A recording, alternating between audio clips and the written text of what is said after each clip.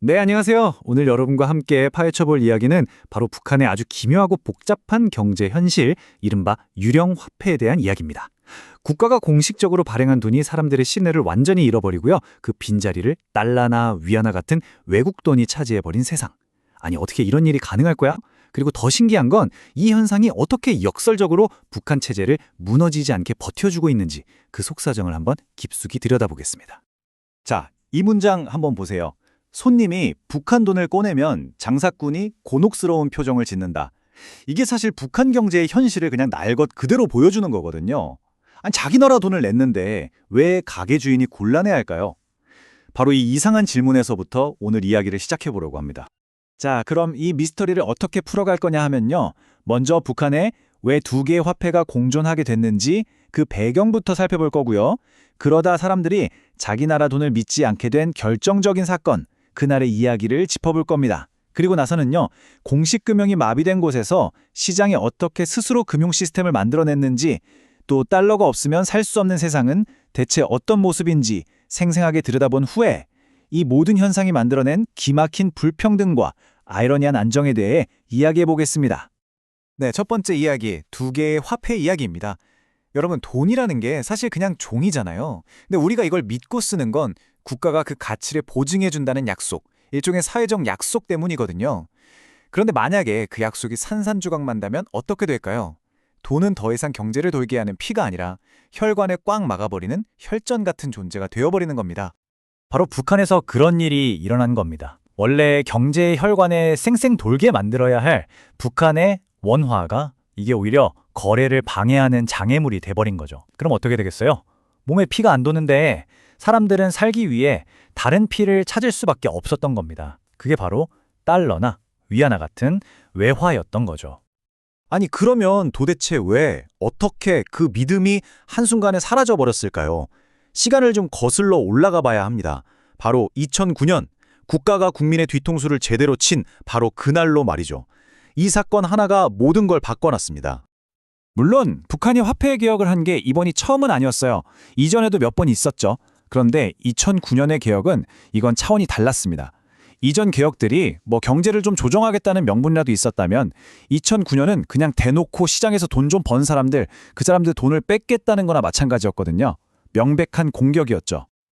통곡 소리가 온 집에 울렸다. 이 한마디가 당시의 충격을 정말 생생하게 전해주죠. 이건 그냥 정책이 좀 바뀐다 이 수준이 아니었던 거예요.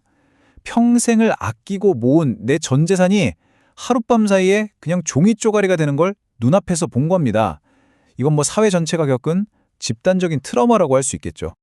그 후폭풍은 정말 어마어마했습니다. 당연히 은행은 아무도 안 믿게 됐고요. 사람들은 돈 대신 쌀이나 기름, 가전제품 같은 물건을 집에 쟁여두기 시작했어요. 부를 저장하는 방식이 바뀐 거죠. 그리고 가장 결정적인 변화? 바로 이겁니다.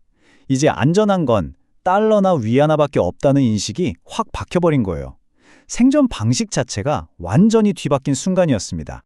자, 공식적인 금융 시스템이 이렇게 완전히 무너져 버렸잖아요? 그럼 그 빈 공간을 누군가는 채워야겠죠? 시장은 정말 무섭게도 스스로 살아남을 방법을 찾아냅니다. 바로 돈장사라고 불리는 이 비공식 환전상들이 등장하면서 일종의 지하금융이 싹트기 시작한 겁니다. 이 표를 보시면 정말 기가 막힙니다. 국가가 정해놓은 공식 환율은 1달러에 100원이래요. 그런데 실제 시장에 나가면 어떠냐? 거의 8,000원. 무려 80배 차이가 나는 거예요. 이 말도 안 되는 격차 속에서 진짜 환율을 만들고 외화를 돌게 하는 사람들, 바로 그 돈장사가 탄생할 수밖에 없었던 거죠. 이 돈장사라는 사람들은 국가기관이 아니에요. 그냥 시장에서 개인적인 신용을 바탕으로 움직이는 사람들이죠. 그런데 이 사람들이 하는 일이 뭐냐?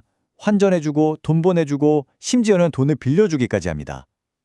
말 그대로 북한의 사설은행, 새로운 금융 시스템의 심장이 된 셈입니다. 이런 변화가 그냥 경제 뉴스에나 나오는 그런 얘기가 아니고요. 북한 주민들 한 명 한 명의 삶 속으로 아주 깊숙이 들어왔습니다. 돈을 쓰고 물건을 사고 미래를 위해 저축하는 이 모든 일상이 완전히 달라져 버렸거든요. 예를 들어서 중고 노트북을 한 대 산다고 한번 생각해 볼까요? 그럼 가격을 얼마냐고 물어볼 때 북한 돈으로 얼마냐고 묻는 사람은 이제 거의 없습니다. 당연히 달러로 물어보죠. 이거 몇 달러예요? 그럼 답도 달러로 나옵니다. 300달러요. 그럼 수백만 원짜리 원화 돈다발을 세는 게 아니라 그냥 300달러를 딱 내고 끝나는 거예요. 거래의 기준 자체가 바뀐 거죠. 저축은 더 말할 것도 없죠. 북한 주민들 사이에서는 이제 이게 거의 상식이 됐습니다. 국가은행을 믿는 사람은 바보 취급을 당하는 거예요. 은행에 돈을 넣어두면 어느새 종이 조각 돼요. 이 말처럼 말이죠. 그러니 외환은 이제 그냥 좀 편리한 돈, 이 정도가 아니에요. 인플레이션이나 국가가 언제 또 변덕을 부를지 모르는 그 위험에서 내 재산을 지킬 수 있는 유일한 금고가 되어버린 겁니다. 자, 이제 마지막 장입니다. 달러가 모든 걸 지배하는 이 새로운 경제 질서. 이게 북한 사회에 엄청난 불평등을 가져왔거든요. 그런데 참 아이러니하게도 누구도 예상하지 못했던 안정이라는 결과를 낳기도 했습니다. 이게 무슨 말일까요? 사회가 완전히 둘로 쪼개진 겁니다. 한쪽에는 국가에서 주는 가치가 계속 떨어지는 원화로 월급을 받는 원화 계층이 있고요. 다른 한쪽에는 안정적인 달러나 위안화를 손에 쥐고 있는 달러 계층이 있는 거죠. 내가 외화를 만질 수 있느냐 없느냐가 그냥 부의 차이를 넘어서 이제는 계급을 나누는 기준이 돼버린 겁니다. 바로 여기서 이 거대한 역설이 나타나는 겁니다. 한번 생각해 보세요. 한 나라의 화폐 시스템, 그러니까 경제의 심장이 멎었는데 어떻게 그 정권은 멀쩡히 유지될 수 있을까요? 상식적으로는 이게 말이 안 되잖아요. 그 비밀이 바로 시장에 있습니다. 국가가 더 이상 주민들을 먹여 살리지 못하게 되니까 사람들이 살기 위해 시장으로 뛰어든 거예요. 그리고 그 시장을 돌리는 힘이 바로 달러였던 거죠. 그러니까 사람들이 국가 시스템 밖에서 알아서 먹고 사는 방법을 찾아낸 거예요. 이게 역설적으로 국가에 대한 불만이 폭발하는 걸 막아주는 일종의 안전밸브 역할을 해버린 겁니다. 참 기가 막힌 일이죠.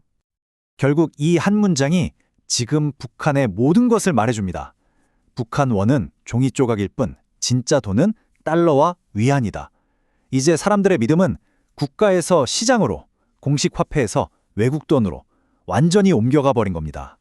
이런 현실은 우리에게 아주 근본적인 질문을 던집니다. 국민들이 자기 나라 돈보다 다른 나라 돈을 더 믿게 될 때 과연 그 나라는 무엇으로 하나가 될 수 있을까요? 불신이라는 땅 위에 세워진 사회는 과연 얼마나 버틸 수 있을까요? 한 번쯤 깊이 생각해 볼 문제인 것 같습니다. 감사합니다.